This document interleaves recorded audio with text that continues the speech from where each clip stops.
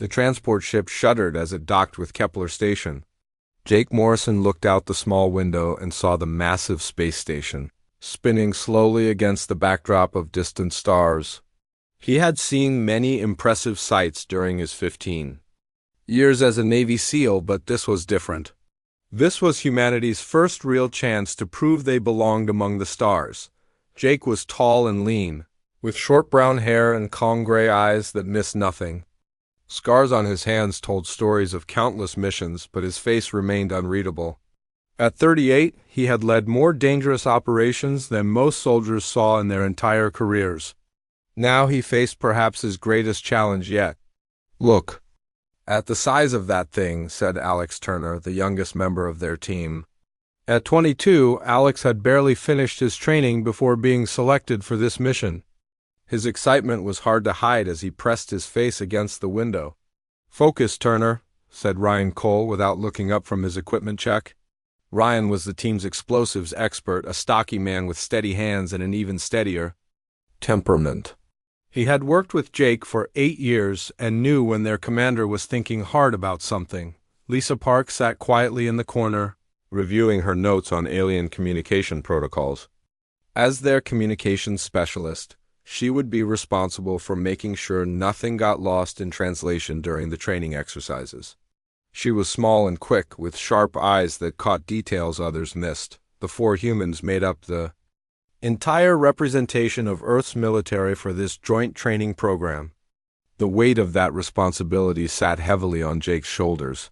Humanity had only joined the Galactic Federation 6 months ago, after decades of careful negotiations. Many species still questioned whether humans deserved a place among the advanced civilizations of the galaxy. The docking bay doors opened with a hiss of pressurized air. Jake led his team into a corridor that stretched farther than any building on Earth. Aliens of dozens of different species moved through the halls, some walking on 2 legs like humans, others floating or moving in ways that defied easy description. A tall, blue-skinned alien with 4 arms approached them. She wore what appeared to be a Federation uniform, though modified for her unique physiology. "Welcome to Kepler Station," she said, her voice coming through a translation device on her collar. "I am Commander Zara of the Federation Training Division. You must be the human team." "Lieutenant Commander Jake Morrison," Jake replied, extending his hand in the human greeting. Commander Zara looked at his hand curiously before tentatively touching it with one of her own. "This is my team. We're ready to begin training whenever you are." "Excellent," Zara said, though Jake detected something like concern in her translated voice. "I must inform you that you will be training alongside the Zephyrian Imperial Guard. They are considered among the finest warriors in the galaxy." As they walked through the station, other aliens stopped to stare at the humans. Some seemed curious, others appeared dismissive. Jake had faced hostile audiences before, but never on this scale. Every step they took was being evaluated by species that had mastered space travel while humans were still learning to make fire. The training quarters were larger than Jake had expected, with adjustable gravity and atmosphere controls to accommodate different species. The humans had been given a section designed for their specific needs, which was both practical and isolating. "The Zephyrians will arrive tomorrow," Zara explained as she showed them around the facility. "I should warn you that they may be somewhat direct in their assessment of other species. They value strength and martial prowess above all else." "We understand," Jake said. He had read everything available about Zephyrian culture during the long journey to Kepler Station. They were a warrior species that had conquered dozens of worlds through military might. Their society was built around concepts of personal combat and physical dominance. That evening, Jake gathered his team in their common area. Through the large window, they could see ships from across the galaxy docking at the station. Each vessel represented a civilization that had mastered technologies humans could barely understand. "I want everyone to remember why we're here," Jake sighed, his voice serious. "This isn't just about training. Every species in the Federation is watching to see if humans can hold their own among galactic military forces.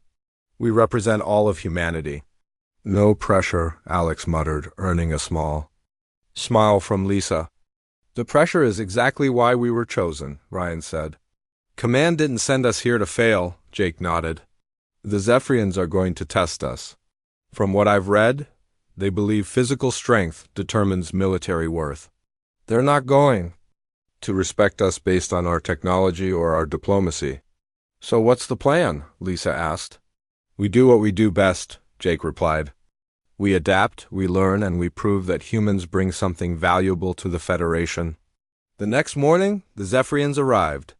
Jake heard them before he saw them, their heavy footsteps echoing through the corridors like thunder.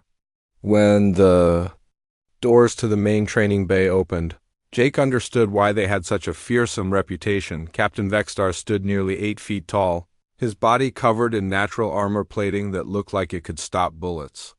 His forearms were each as thick as a human's torso, ending in hands with claws that could tear through metal.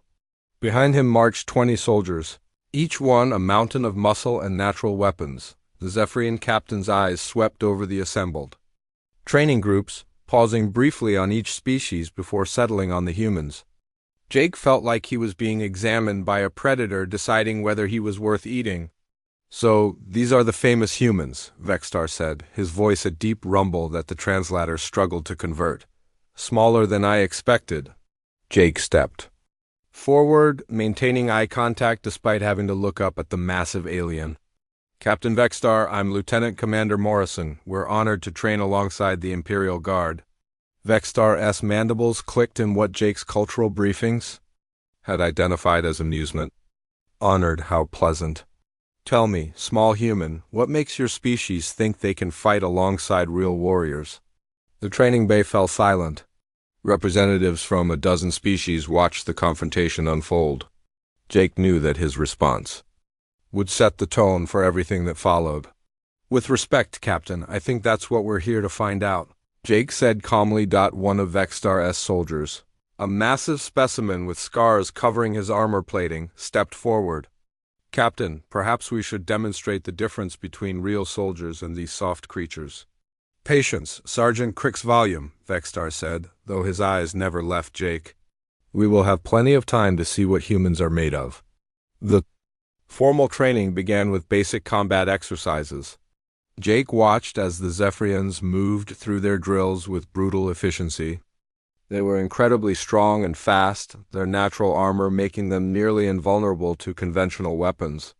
When they sparred against other species, the matches ended quickly and decisively, but Jake also noticed things the Zephyrians might not have considered weaknesses.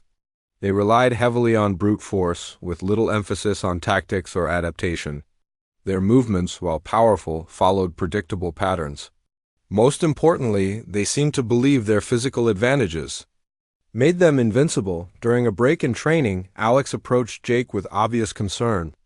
Commander, did you see how easily they handled the Centaurians? Those guys are supposed to be pretty tough. I saw, Jake replied quietly. I also saw that they used the same 3 attack patterns in every fight. Lisa joined them, glancing around to make sure no aliens were listening. The translation software is picking up some interesting conversations. The Zephyrians are already planning to use us as examples of why humans don't belong in the Federation. Let them plan, Jake said. We've got some planning of our own to do. As the first day of training ended, Jake realized that the real test was just beginning. The Zephyrians saw humans as weak and inferior, unworthy of respect or consideration. They had no idea that they were about to learn a lesson that would echo throughout the galaxy for generations to come. That night, as Jake reviewed tactical data and prepared for the challenges ahead, he smiled grimly. The Zephyrians were in for a surprise.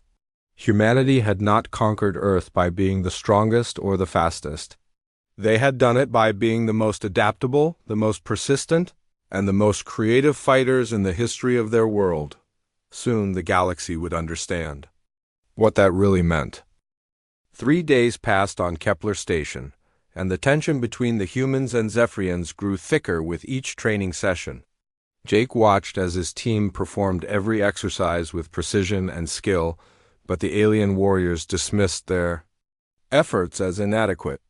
The Zephyrians made no attempt to hide their contempt for what they saw as weak, inferior beings. During morning combat drills, Jake noticed that Sergeant Crick's volume seemed particularly focused on making the humans look bad.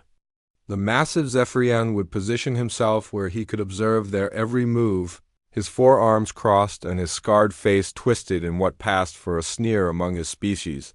The breaking point came during a joint tactical simulation designed to test cooperation between different species. The exercise required teams to work together to secure a mock enemy position using a combination of technology and strategy. Jake's team was paired with a squad of Zephyrians for the mission. The simulation began well enough. The humans took point, using their smaller size to scout ahead while the Zephyrians provided heavy support. Jake's tactical planning was sound, and Lisa's communication skills kept. All team members coordinated despite the language barriers, but something went wrong with their equipment halfway through the exercise. The human team's targeting systems failed simultaneously, their communication devices went dead, and their simulated weapons stopped responding to commands. In the real world, such a catastrophic failure would have meant certain death. System malfunction, announced the training. Computer. Human team eliminated. Exercise terminated. Jake stared at his dead equipment in disbelief. Military-grade hardware did not fail so completely without cause. He looked up to see Crick's volume watching them with obvious satisfaction, and pieces began falling into place. Convenient timing for a malfunction, Ryan said quietly, examining his dead explosive simulator. Very convenient, Jake agreed, his voice dangerously calm after the debriefing. Jake approached the Zephyrian sergeant directly. Crick's volume stood near the equipment storage area, cleaning his natural claws with what appeared to be deliberate casualness. Sergeant, Jake said, stopping just outside the alien's reach. We need to talk about what happened during the exercise. Crick's volume looked down at him with barely concealed amusement. What is there to discuss, small human? Your primitive equipment failed because it was not designed for real military operations. Our equipment was sabotaged, Jake said flatly, and I think you know something about that. The massive alien's laugh was like rocks grinding together. Such accusations! Perhaps humans are not only weak but also paranoid. Your species looks for excuses when you should accept your limitations. Other aliens in the training bay began to notice the confrontation. Members of various species stopped their own activities to watch as the tension between human and Zephyrian escalated. I'm not making accusations, Jake said, his voice remaining steady despite the anger building in his chest. I'm stating facts. Our systems were tampered with, and the pattern of failures suggests someone with detailed knowledge of human technology. Prove it, Crick's volume challenged, taking a step closer. His massive bulk cast a shadow over Jake, but the human did not retreat. Before Jake could respond, Lisa approached with a tablet in her hands. Commander, I've been analyzing the system logs. The failures weren't random. Someone accessed our equipment during the night cycle and introduced corrupted code into the operating systems. Cricksval's expression shifted slightly, but he maintained his aggressive posture. Convenient theories. Perhaps your female should learn her place instead of making wild claims. That was a mistake. Jake's team had trained together for years, and they protected each other like family. The insult to Lisa was also an insult to Jake's leadership and the entire human military tradition. Apologize, Jake said, his voice dropping to a whisper that somehow carried more menace than any shout. Or what, little human? Crick's volume sneered. Will you file a complaint with the Federation? Perhaps ask for a transfer to easier training? Alex stepped forward, his young face flushed with anger. Hey, you can't talk to her like that. Crick's volume turned his attention to the youngest human, seeing an easier target. The child speaks. How amusing. Without warning, he reached out with one of his massive hands and shoved Alex backward. The young sailor flew several feet before hitting the wall hard enough to dent the metal. The training bay fell completely silent.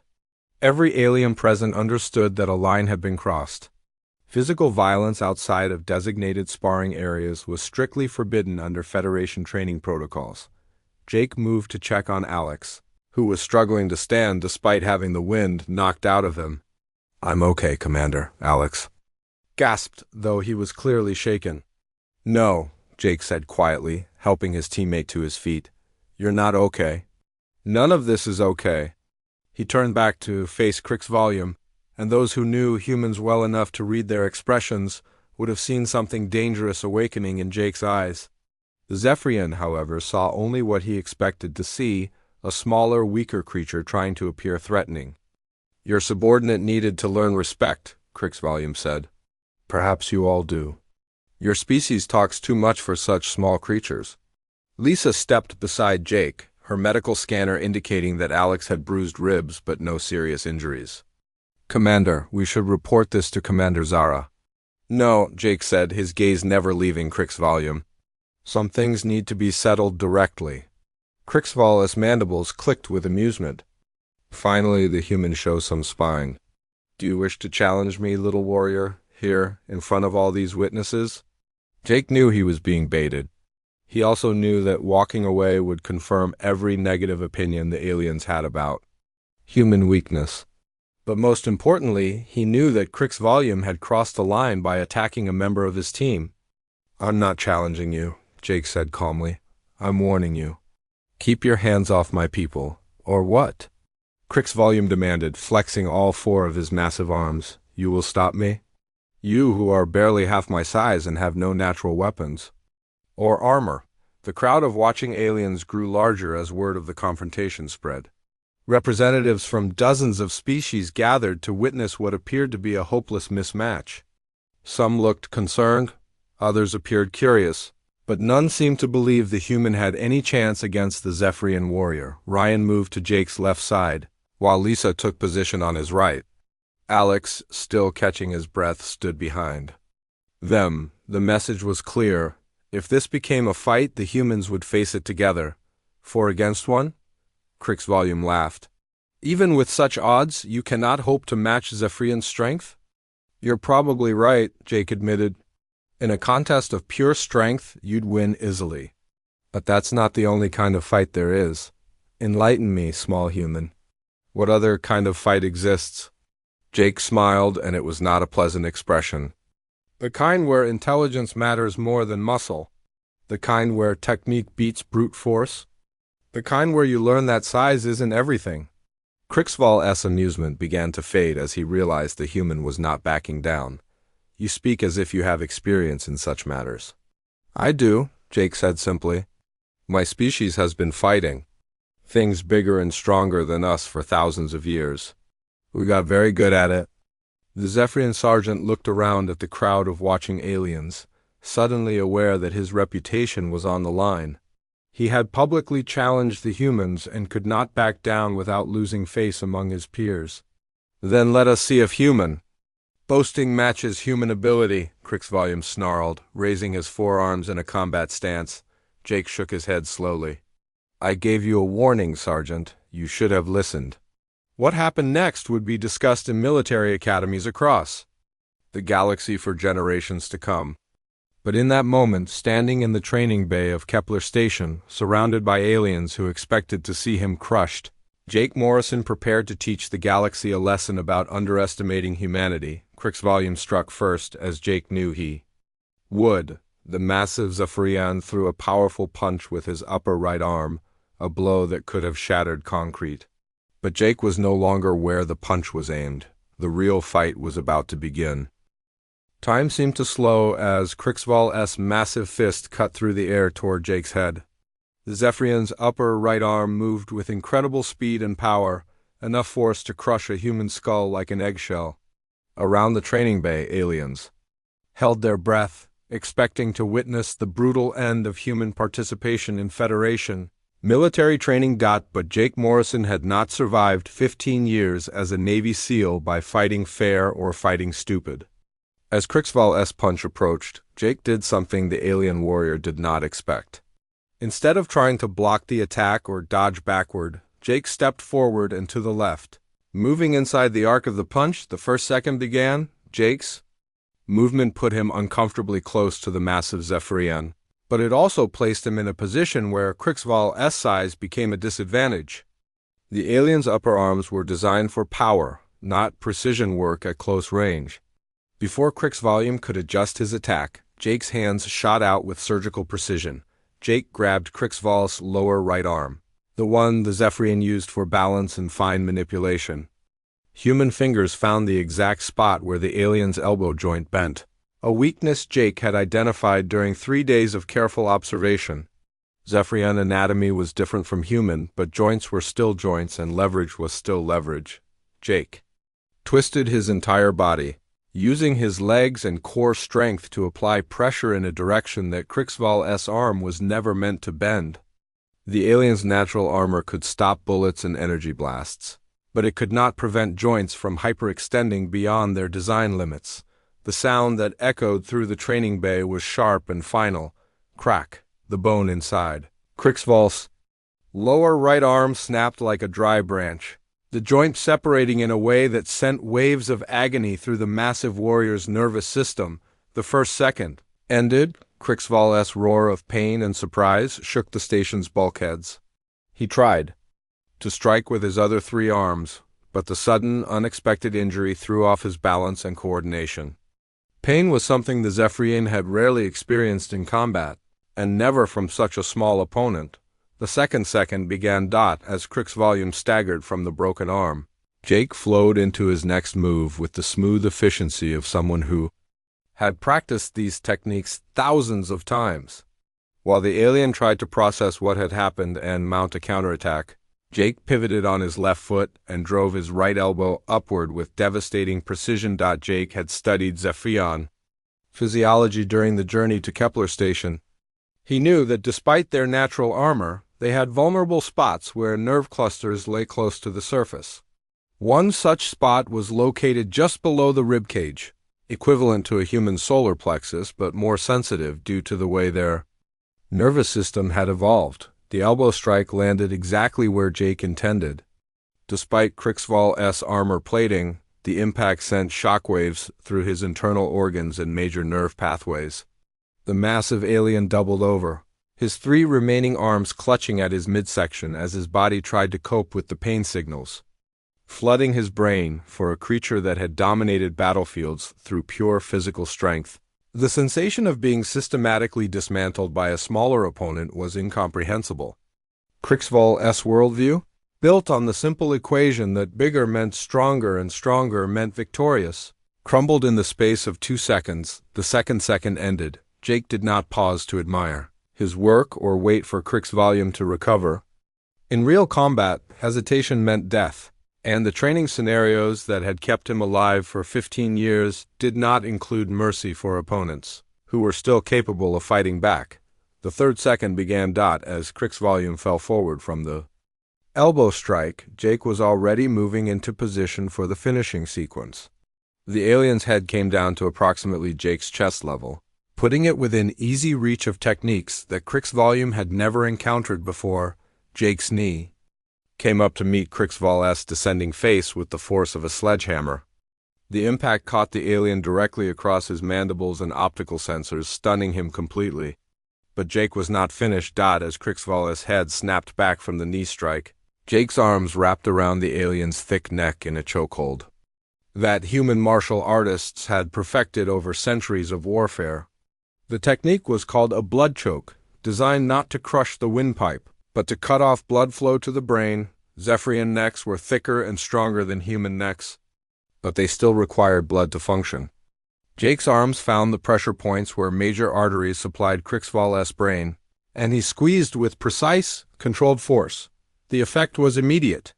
Cricksval's vision began to fade as his brain was starved of oxygen-rich blood. His massive arms flailed weakly, but the broken limbs sent spikes of agony through his system every time he moved, and the nerve damage from the elbow strike made coordination almost impossible. The warrior who had seemed invincible moments before found himself completely helpless, held in a grip he could not break by an opponent he had dismissed as inferior. Panic set in as Crick's volume realized he was losing consciousness and might die in front of the entire galactic audience. The 3rd second ended. "Please," Crick's volume wheezed, his voice barely audible through the translator. The word came out strangled and desperate. nothing like the confident taunts he had delivered minutes earlier. I yield. I yield. Jake held the chokehold for a moment longer, making sure the lesson was clear not just to Crick's volume, but to every alien watching. Then he released his grip and stepped back, allowing the massive Zephyrian to collapse to the deck plating with a crash that echoed through the silent training bay. Jake straightened his uniform with calm, practiced movements, as if subduing a warrior twice his size was something he did every day. His breathing was slightly elevated but controlled. A small cut on his lip from Cricksville's initial backhand was the only sign that he had been in a fight at all. Cricksville lay on the deck, clutching his broken arm and gasping for air. His eyes, when he could focus them, stared up at Jake with a mixture of fear, confusion, and grudging respect. The alien who had been so confident in his superiority now looked like what he was, a warrior who had been completely outclassed by a superior opponent. The training bay remained absolutely silent. Dozens of aliens from multiple species stood, frozen, trying to process what they had witnessed. The confrontation that everyone expected to end with human humiliation had instead become a demonstration of why appearances could be deceiving. Captain Vextar pushed through the crowd, his massive form moving with urgent purpose. When he reached the scene, he stopped and stared down at his defeated sergeant, his mandibles clicking rapidly in what Jake recognized as extreme agitation. "Impossible," Vextar said, his voice barely above a whisper. "Crick's volume is one of our finest warriors. How can this be?" Jake wiped a small trickle of blood from his split lip and looked up at the Zephyrian captain. "With respect, sir, your sergeant made two mistakes. First, he thought that being bigger made him better. Second, he forgot that humans have been fighting things bigger than us for our entire history." Ryan stepped forward with a medical kit, moving to treat Cricksville's injuries with professional efficiency. Lisa documented the encounter on her tablet while Alex watched the crowd of aliens with newfound confidence. "Your techniques," Vextar continued, clearly struggling to understand what he had seen. "They are not like anything in our combat databases? How did you know where to strike?"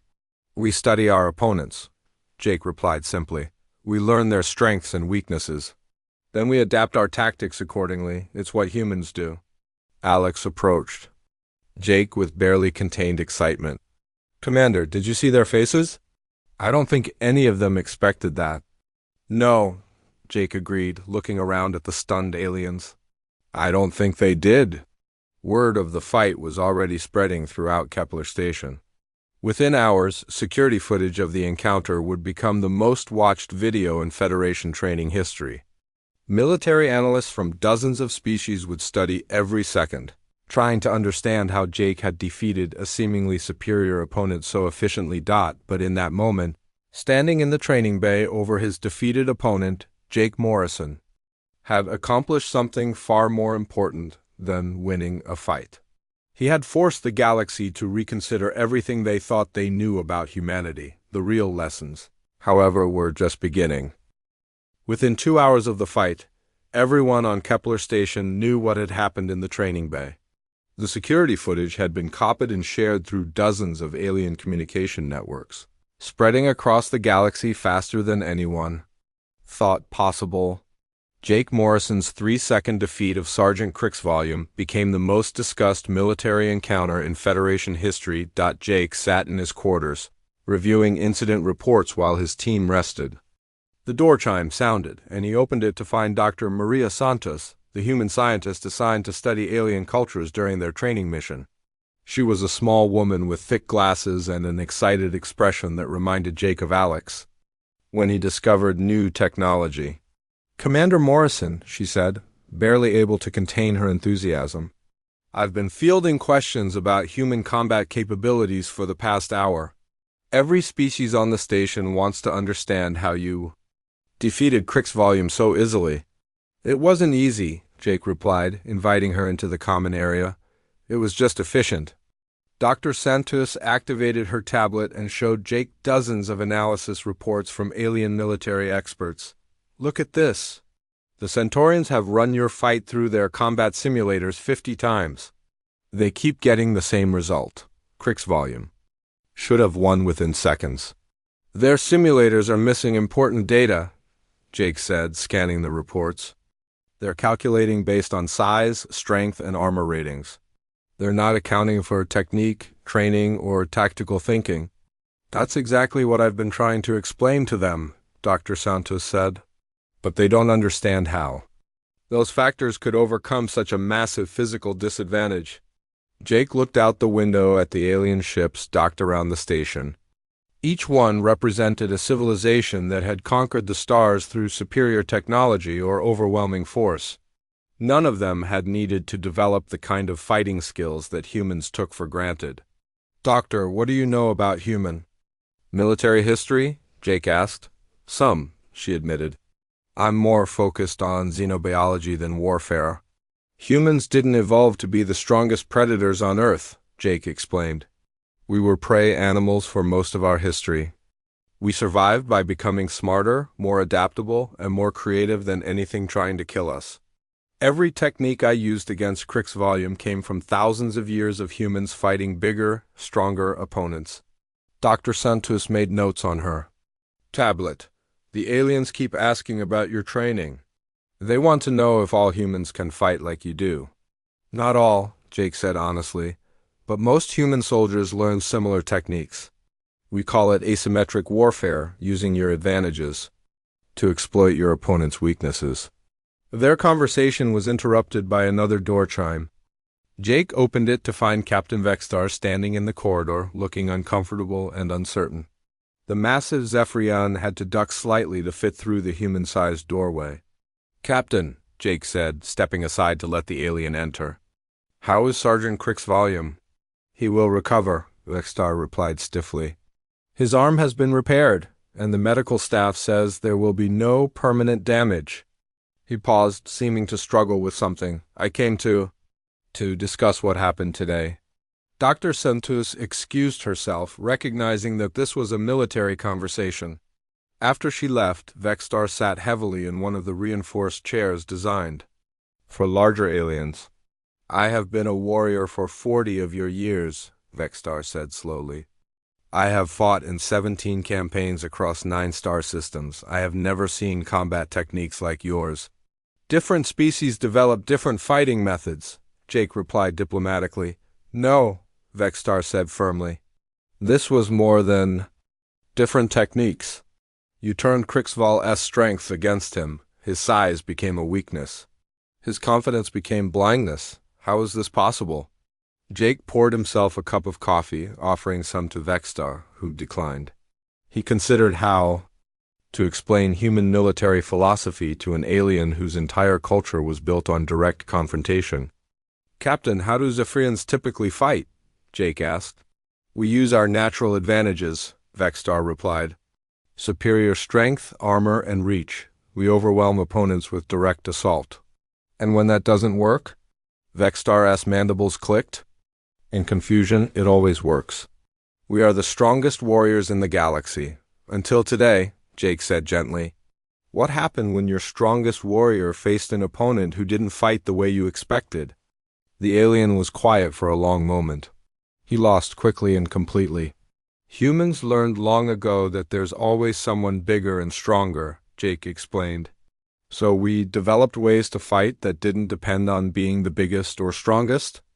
We learned to use speed against strength, technique against size, and intelligence against brute force. Show me, Vextar said suddenly. I'm sorry? Show me these techniques. Teach me how humans fight. My people need to understand this. Jake was surprised by the request.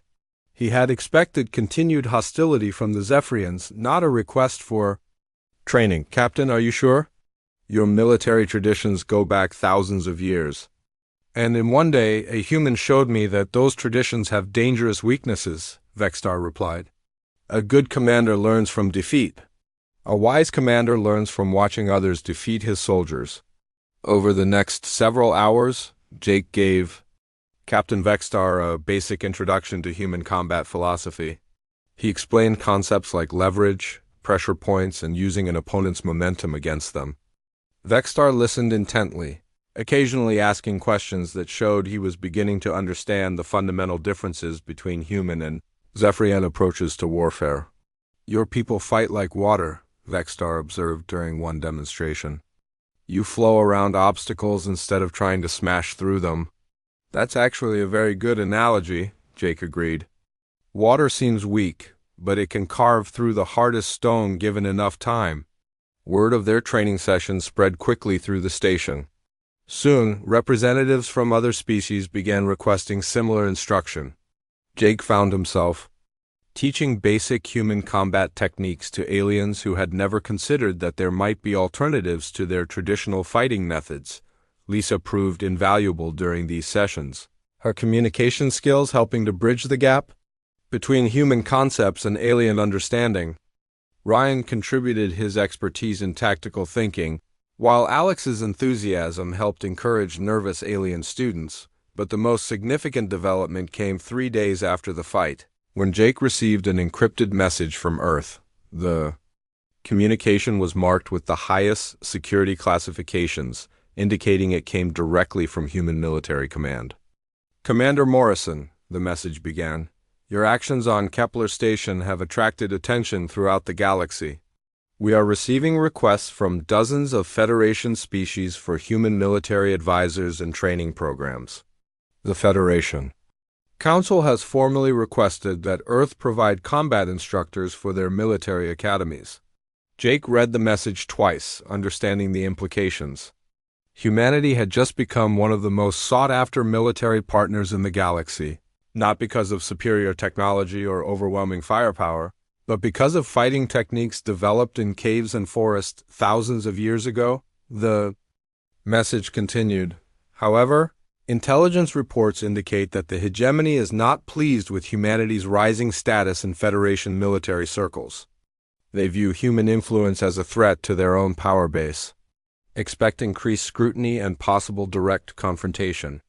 Jake showed the message to his team during their evening briefing.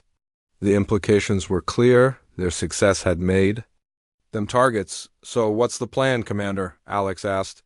We continue doing what we came here to do, Jake replied. We train, we teach, and we prove that humans deserve their place among the stars. And if the hegemony decides to test us directly? Ryan asked. Jake's expression grew serious. Then we'll show them the same lesson we taught Krixvolume. Sometimes, the most dangerous opponent is the one everyone underestimates. Outside their quarters, alien species that had dominated the galaxy for millennia were studying human fighting techniques with the dedication of students, learning from masters. The balance of power in the galaxy was shifting, not through conquest or technology, but through the simple revelation that there was more than one way to win a fight.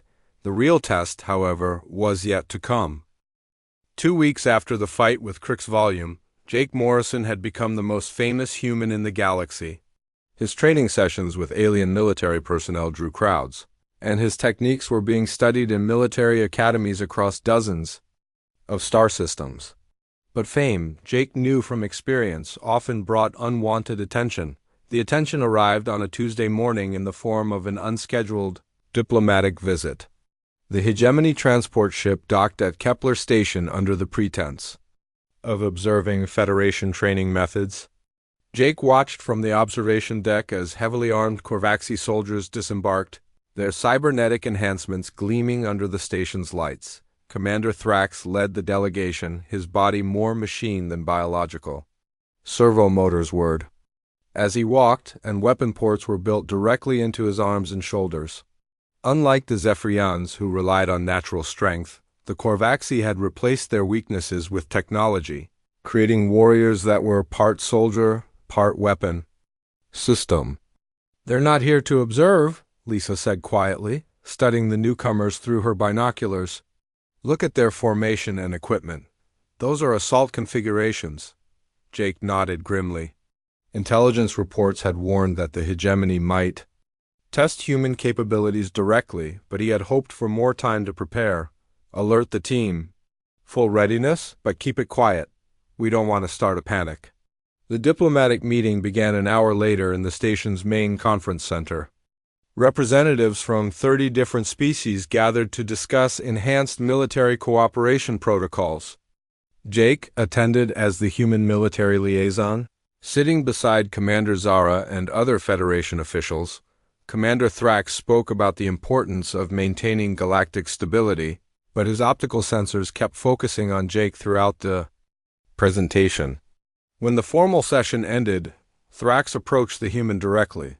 "So you are the famous Jake Morrison," Thrax said, his artificial voice carrying undertones of challenge.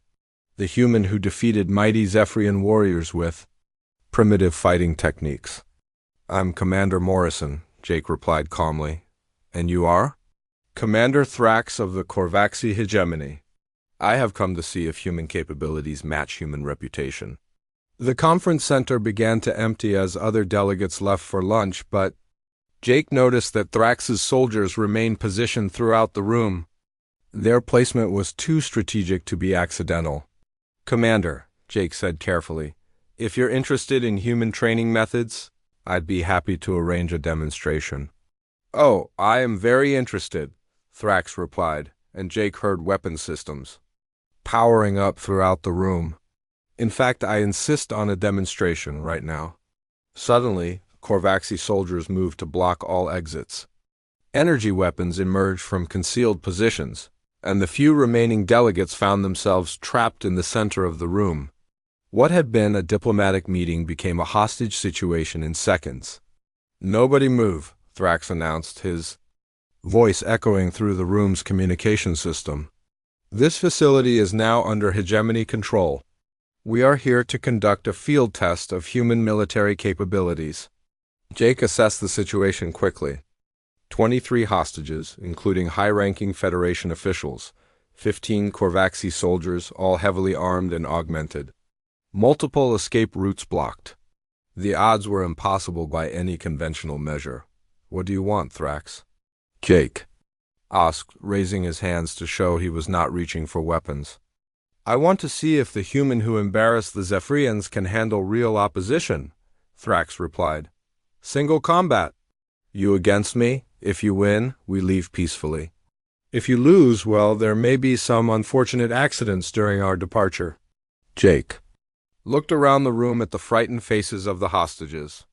Ambassador Keth of the Andorian Republic was among them, along with General Voss of the Centaurian Defense Force. Their deaths would trigger interstellar incidents that could lead to war. "And if I refuse?" Jake asked. "Then we start executing hostages until you change your mind," Thrax said simply, "beginning with your fellow humans." Dr. Senta stood among the hostages, her face pale but determined. She gave Jake a small nod, silently telling him she understood the situation. Jake realized he had no choice. "Fine," Jake said, "but this is between you and me. The hostages go free regardless of the outcome." "Agreed," Thrax said, though Jake doubted the alien's word was worth anything. The Corvaxi commander moved to the center of the room, his cybernetic systems humming with power.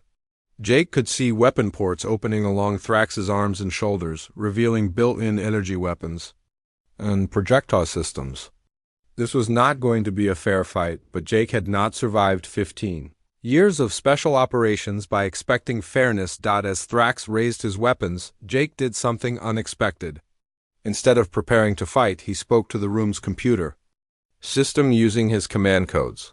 "Computer, initiate emergency lockdown protocol 7 Alpha 9. The room's lights dimmed and emergency barriers began descending from the ceiling. Thrax fired his weapons, but Jake was already moving. Using the confusion and reduced visibility to his advantage, Jake had spent 2 weeks studying the station's layout and systems during his training sessions. He knew every ventilation shaft, every maintenance access, and every emergency system. More importantly, he knew that the conference center's emergency barriers were designed to contain different atmospheric requirements for various species. The barriers divided the room into sections, separating most of the Corvaxi soldiers from their commander and the hostages. Jake used the temporary chaos to reach the maintenance panel near the rear wall. "Clever," Thrax admitted, his enhanced vision allowing him to track Jake's movement, "but pointless. My systems can easily breach these barriers." "Maybe," Jake agreed, working quickly with the maintenance controls. "But can they handle this?" Jake activated the room's atmospheric emergency system, flooding the conference center with fire suppression gas. The chemical was harmless to most species but played havoc with electronic systems, especially military-grade sensors and targeting computers. Thrax's cybernetic enhancements began sparking and malfunctioning as the suppression gas interfered with his delicate circuits. His built-in weapons fired randomly, their targeting systems confused by the electronic interference. Jake moved through the gas cloud like a ghost, his human senses adapting to the reduced visibility better than Thrax's artificial ones. He reached the alien commander and struck with precision, targeting the connection points where cybernetic systems interfaced with biological components. The fight was brief but decisive. Thrax's technological advantages became liabilities when his systems were compromised. Jake's techniques, developed for fighting in adverse conditions, proved more effective than the aliens' reliance on electronic superiority. When the suppression gas cleared, Thrax lay unconscious on the floor, his cybernetic system smoking and sparking. Jake stood over him, breathing heavily but victorious once again. The emergency barriers retracted, and Federation security forces stormed the room. The Korvaxi soldiers, cut off from their commander and surrendered without further resistance. Later, as the hostages were evacuated and the diplomatic crisis resolved, Captain Vexstar approached Jake in the corridor outside the conference center. "Once again, you have shown that humans fight differently than anyone expects," the Zephyrian said. "We adapt," Jake replied simply. "It's what we do."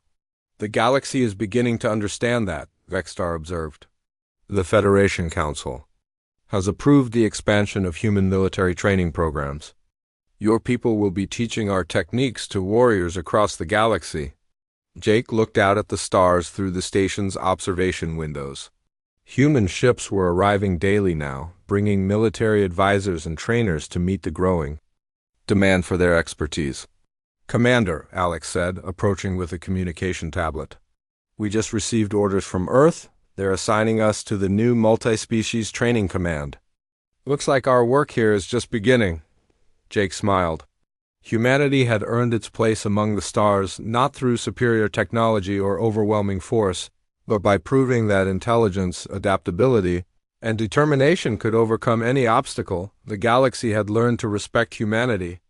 Now it was time to learn from them. "Set course for our next assignment," Jake told his team. "We have a lot of teaching to do."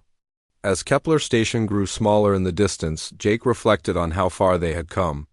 A single 3-second fight had changed everything, proving that sometimes the most dangerous opponent was the one everyone underestimated. The galaxy would never make that mistake again.